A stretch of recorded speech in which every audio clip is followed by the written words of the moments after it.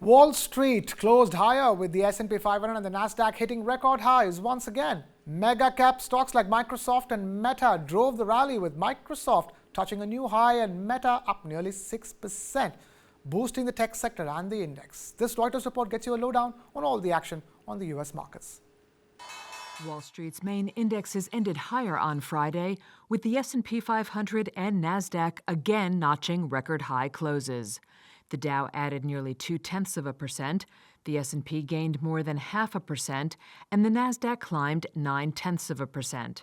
The rally was fueled by mega-cap stocks such as Microsoft, which rose nearly 1.5% to end at a record high. Meta Platforms also scored an all-time closing high, gaining nearly 6% to push the information technology sector to a new high. But Melissa Brown, Managing Director of Applied Research at SimCorp, says we're still at a point where too few names are powering the market gains. At some point, it gets a little concerning that, how long can, one sector or a handful of stocks really drive the market? It also makes it very difficult for active managers, for mutual funds, for pension funds to beat the market, because there's so little opportunity.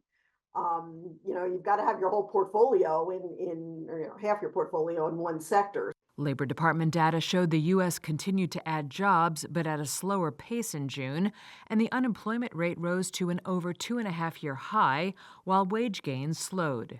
Investors expect the data could stir more active debate on rate cuts when the Federal Reserve meets later this month. Odds of the central bank cutting rates in September jumped to nearly 80% on Friday, CME's FedWatch tool showed. Other stocks on the move included Bank of America, Wells Fargo, and J.P. Morgan Chase, which dropped between 1.2 to 1.7%. And shares of Macy's surged 9.5%, after a report said Ark House Management and Brigade Capital raised their bid to buy the department store chain for about $6.9 billion.